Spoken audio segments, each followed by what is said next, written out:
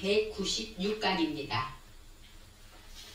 오늘의 말씀은 창세기 27장 43절로 46절까지 말씀입니다.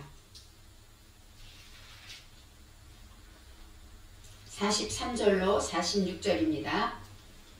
내 아들아, 내 말을 쫓아 일어나 하란으로 가서 내 오라버니 라반에게 피하여 내 형의 노가 풀리기까지 몇 날 동안 그와 함께 거하라. 내 형의 분노가 풀려 내가 자기에게 행한 것을 잊어버리거든 내가 곧 보내어 너를 거기서 불러오리라. 어찌 하루에 너희 둘을 이르랴. 리브가가 이삭에게 이르되 내가 햇사람의 딸들을 인하여 나의 생명을 싫어하거늘 야곱이 만일 이 땅의 딸들 곧 그들과 같은 햇사람의 딸들 중에서 아내를 취하면 나의 생명이 내게 무슨 재미가 있으리이까. 아멘.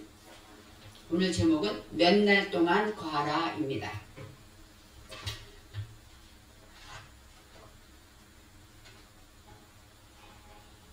에서가 야곱에게 마음속으로 이제 미웠어. 야곱이 너무 미워서 아버지를 곡할 때가 가까웠으니까 내 아우 야곱을 죽이리라 하고 마음을 먹고 다니면서 어떻게 말을 했는지 그 소문이 리브가의 귀에 들렸습니다. 에서는 야곱을 미워할 수밖에 없죠.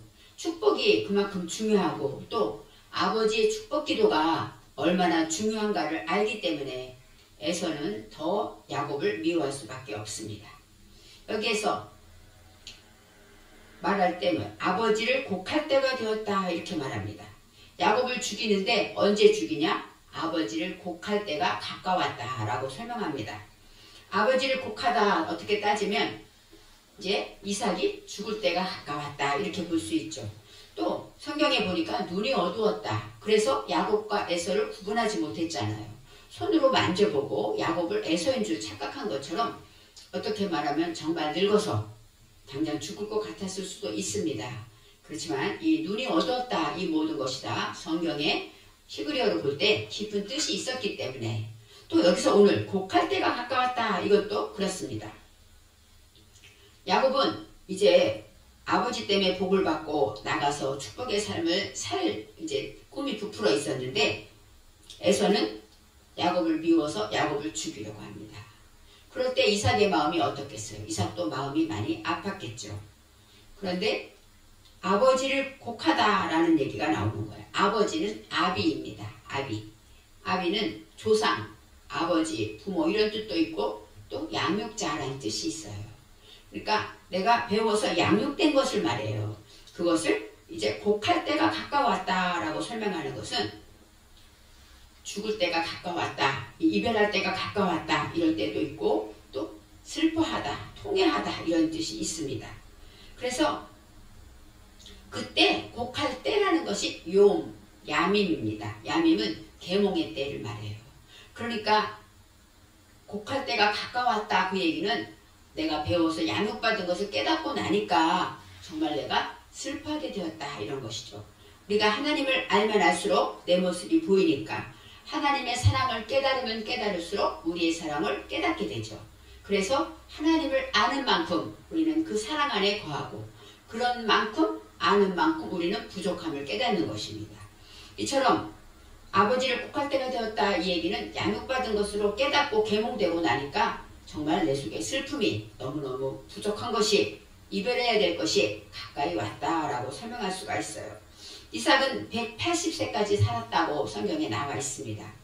지금보다 훨씬 오랫동안 더 살아요. 그렇기 때문에 아버지를 곡할 때가 되었다라는 것이 이렇게 원어로 볼 때 이런 의미로 해결이 됩니다. 양육받은 것으로 이제 슬퍼하게 될 때 그때 어떤 때입니까? 야곱을 죽일 때인 것이죠. 지난번에 한을 푼다라는 것이 뭐 야곱을 죽여서 한을 풀겠다는 거예요. 내 속에 한이 있는데 그 한을 무엇으로 푸냐? 야곱을 죽여서. 이 야곱은 우리가 생각할 때 발뒤꿈치를 잡은 자, 그렇죠? 그렇기 때문에 사기꾼 그런 기질이 있죠. 야곱을 죽인다는 것은 내 속에 이런 기질, 야곱 같은 이런 기질이 있는 것을 다 죽여야 되는데 그럴 때가 언제입니까? 아버지를 곡할 때라는 것이죠. 양육받은 것을 깨달아서 그것으로 계몽되고 정말 내 속에 이런 것들이 있고 야곱처럼 이렇게 남을 숙이고 남을 이렇게 헐뜯는 이러한 것들이 있구나 라는 것, 사기꾼적인 이런 것들이 있구나 하고 깨닫고 슬퍼하게 될 때 이제 그 행동을 죽이게 됐다. 하라고는 죽이다, 살해하다, 완전히 없애다라는 뜻도 있고 힘을 약하게 하다 이런 뜻도 있습니다. 그래서 이제 모든 것으로 아버지를 곡할 때가 되었으니 야곱을 죽여서 한을 풀겠다 하고 말한 것은 이렇게 에서의 애통한 심령의 말도 있지만 영적으로는 이런 마음으로 가지고 있기도 합니다. 작은 아들을 죽인다. 아까는 야곱을 죽인다 그랬는데 두 번째는 작은 아들을 죽인다 그래요. 이 작은이 카톤입니다. 이 카톤이라는 것은 하잘 것 없고 우리가 죽여야 할 것은 야곱처럼 사기꾼적이고 배트꿈치를 잡고 남을 해하려는 그런 나쁜 기질이 있는 것도 있고 작은 아들을 이 카톤은 쓸데없고 하찮은 것 남이 볼 때 그런 것 찜해야 한 것들 그런 것들을 우리는 하나하나 깨달아서 그것 때문에 슬퍼하고 하나하나 처리하고 죽여야 한다는 것이죠. 우리는 겉으로 볼 때는 참 믿음이 있는 것 같지만 실제 내 삶에서 내 자신을 돌아볼 때 어때요? 남이 볼 때는 아무것도 아닌 것 같지만 하나님 앞에 나를 볼 때 작은 것 하나가 큰 죄처럼 다가오죠. 그래서 사도 바울이 어때요? 오라 나는 공고한 자로다. 그 사람이 얼마나 많은 죄를 지었겠습니까? 작은 것 하나에도 애통하고 슬퍼하면서 그것 때문에 울부짖고 기도하고 있는 모습을 바라볼 수가 있습니다. 그래서 이제 외적인 문제 우리가 하나님 앞에서 오늘 말했죠. 내 속에 야곱을 죽이고 작은 아들을 내 속에 정신 속에 세워진 하찮은 것들을 다 처리하고 나갈 때 한이 풀린다고 말해요. 한을 풀다가 나함인데 그것은 한숨 쉬다. 또 동정하다. 그리고 편해지다. 안락해지다. 편해지다는 건 뭐예요? 평안해진다는 것이죠. 참된 평안은 내 속에 작은 것 하나라도 처리되어지고 그것이 살해되고 없어지게 될 때 내 안에 없어지는 만큼 비워지는 만큼 하나님의 평안이 찾아온다는 것입니다. 그래서 겉으로 볼 때는 이제 어려움이 있고 환난이 오지만 그 문제 해결은 어디에서 일어납니까? 우리 안에서 해결되는 것이에요. 우리가 바깥의 문제를 만났을 때 우리는 바깥의 문제만 바라보고 이 문제를 주신 하나님을 바라보지 못하면 우리는 남의 탓을 하고 남에게 도움을 구합니다. 그렇지만 그 문제를 주신 하나님의 그 계획과 하나님의 그 인도하심을 안다면 그 문제를 통해서 하나님께 기도하고 나 자신을 돌아보고 내가 처리할 것이 무엇인가 내가 처리하고 살해해야 될 것이 죽여야 될 것이 무엇인가를 깨닫고 그것을 하나 내가 죽이게 되면 참된 평안을 얻게 된다라고 말할 수가 있는 것입니다. 오늘 43절에 내 아들아 내 말을 따라 일어나 라고 나와요. 리브가가 야곱을 불러서 하는 말입니다. 내 아들아 처음에 베아타가 나와요. 베아타. 아타라는 것은 부사인데 무엇 하는 동안에 하는 때에 이런 뜻이 있어요. 하나님의 말씀으로 대답의 목표를 가지게 되는 것이죠. 이제 야곱과 리브가가 이제 할 일이 무엇입니까? 말씀을 듣고 깨닫고 그 모든 것으로 해서 목표를 가지고 이제 처리하며 나가야 되는데 그러기 위해서는 내 말을 따라가 샤마입니다. 샤마는 듣다, 순종하다 이런 뜻이 있고 청종하다 이런 뜻이 있습니다. 이제 하나님의 말씀에 순종해서 쿰 일어나라. 쿰은 일어나다. 부활의 뜻도 있고 이제 앉은 자리에서 결심하고 다시 일어나는 것이 바로 쿰입니다.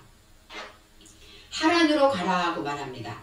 이제는 야곱에게 가야 할 곳이 하란과 그 다음에 내 오라버니 라반에게로 피신하라 라고 말하는 거예요. 리브가는 야곱을 위해서 생각한 것이 어디로 피신해야 야곱이 가장 안전할까 생각했을 거예요. 아마 리브가는 그 순간 당장 에서가 두 사람이고 사냥도 잘하고 그러기 때문에 정말 죽일 줄 알았던 것 같아요. 형제를 죽이는 게 결코 쉬운 일은 아니죠. 그렇지만 하나님께서는 리브가의 마음에 그런 불안함을 준 거예요. 당장 무슨 뭐 오늘 아니면 두 아들이 다 난리가 날 것 같아서 그래서 불러서 이제 피하라고 말합니다. 그런데 그 장소가 무엇입니까? 하란. 그 다음에 리브가의 오라버니 라반에게로 가라 말합니다.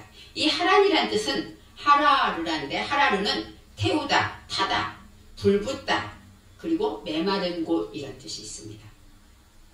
하란이라는 장소는 어떤 땅이냐면 메마른 땅입니다. 그리고 또 마음의 열정에 불붙는 장소를 말해요. 이 지난번에 메마르다가 뭐였습니까? 헤레브, 검이었죠. 검. 이 검이라는 것은 말씀의 검을 가르치지만 우리 마음의 메마른 심령을 말해요. 우리가 하나님 앞에 피할 때 우리 마음이 어때야 돼요? 메말라야 돼요. 메말라서 하나님의 도움이 없이는 살 수 없습니다. 하나님의 비를 간절히 기다리는, 은혜의 단비를 기다리는 그 메마른 땅, 그것이 바로 하나님께 피하는 땅이라고 말할 수가 있고, 두 번째 라반이라고 나옵니다. 이 라반은 벽돌이란 뜻이 있습니다. 벽돌, 또 희게 하다, 깨끗하게 하다 이런 뜻이 있어요. 벽돌이라는 것은 어떻습니까? 벽돌이 이렇게 우리가 마음대로 갑자기 만들어지는 게 아니죠. 누군가가 벽돌을 모양 틀을 만들고 이제 세면과 모래와 이런 것을 다 넣어서 물을 또 내리고 또 말리고 이렇게 해서 단단한 벽돌을 만드는 것처럼 벽돌은 누군가가 만드는 것을 말해요. 그리고 벽돌은 희게 하다라는 뜻이 있어서 내 속에 검고 어두운 것들이 하나님 앞에 나와서 내 메마른 심령으로 하나님께 나올 때 하나님의 도움으로 점점 하얘지는 것을 말하죠. 희다, 깨끗하게 되다, 내 속에 죄와 허물이 해결되는 것을 라반이라고 합니다. 그래서 야곱이 이제 피해야 될 곳은 하란 땅에 라반에게 가는 거예요. 우리가 하나님 앞에 에서가 지금 당장 형이 죽이려고 하고 그렇기 때문에 어디론가는 피해야 된다 이렇게 생각할 때 우리는 문제가 찾아오고 어려움이 있을 때 우리는 어디로 피해야 됩니까? 뜨거운 열정을 가지고 메마른 심령으로 하나님의 은혜를 사모하면서 나 자신을 벽돌처럼 단단하게 나를 만들어가서 하얗게 깨끗하게 나를 치료하는 것, 하나님의 은혜로 깨끗해지는 것, 이것이 바로 우리의 피난처가 된다고 말할 수가 있는 것입니다. 그래서 하란과 라반에 대해서 우리는 잘 아는 외삼촌 때문에 얼마나 야곱이 어려움을 겪습니까? 그 모든 것은 하나님께서 깨끗게 하기 위해서 야곱을 정말 이제 내 의가 아니라 오직 하나님만 바라보는 하나님 앞에 이스라엘을 만들기 위한 그 계획으로 하나님께서는 하란에 이제는 라반에게 보내는 것이 있습니다. 44절에 내 형의 노가 풀리기까지 몇 날 동안 그와 함께 거주하라. 내 형이 지금 화가 났으니까 노가 풀릴 때까지 그때까지 몇 날 동안이라고 나옵니다. 몇 날이라는 것이 야밈 에하드 나왔어요. 이 얌은 날이란 뜻이 있고 그 다음에 야밈이기 때문에 복수입니다. 날들. 그리고 에하드는 뭐야? 하나. 그러니까 하루가 몇 번 지날 정도, 그러니까 몇 날이라고 해석이 된 거예요. 그렇지만 여기서 우리가 몇 날 동안이라는 것, 아마 리브가는 정말로 라반에게 외삼촌에게 보내면서 며칠만 지나면 다시 야곱을 데리고 올 줄 알았을 거예요. 그렇지 않으면 보내지 않았겠죠. 그게 하나님께서 이 리브가는 어떤 사람입니까? 말씀에 나를 딱 동여매고 말씀으로 이제 온전히 묶여져 있어서 매력적인 그런 것이 바로 리브가가 아닙니까? 말씀으로 묶였기 때문에 이제 어디로 피신해야 될까를 알고 그 다음에 몇 날 동안이라는 것이 나옵니다. 몇 날에서 아까 말했듯이 이 욤은 계몽, 날짜를 말하고 에하드는 지난번에 배웠듯이 연합하다, 하나가 되다 이런 뜻이 있어요. 그러니까 우리가 하나님 앞에 계몽하는 일들로 하나 될 때까지, 그때까지 이제 피신처, 아까 말한 하란과 라반의 그곳에서 거하라고 말하고 있습니다. 그와 함께 거하라. 그와 함께는 라반을 말하죠. 외삼촌 라반과 함께 몇 날 동안만 가서 있어라 라고 말하는데 이게 바로 피신하다 이런 뜻이 있어서 그와 함께라는 것은 임모입니다. 임모. 창조주 안에서 그와 함께 이제는 몇 날 동안 하나님과 연합해서 하나 되는 일들로 거주하라. 그 안에 머물라 라고 설명하고 있습니다. 45절에 내 형의 분노가 풀려 내가 자기에게 행한 것을 잊어버리거든 나왔어요.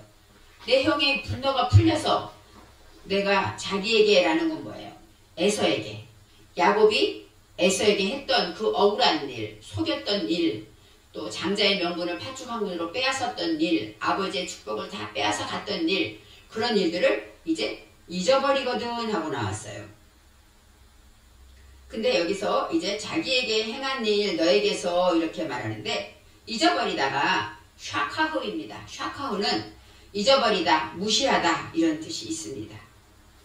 생각해보세요. 에서가 암만 어떤 사람이라 할지라도 동생 때문에 억울한 일을 당하고 동생 때문에 복을 빼앗긴 일을 그렇게 잊어버릴 수가 있을까요?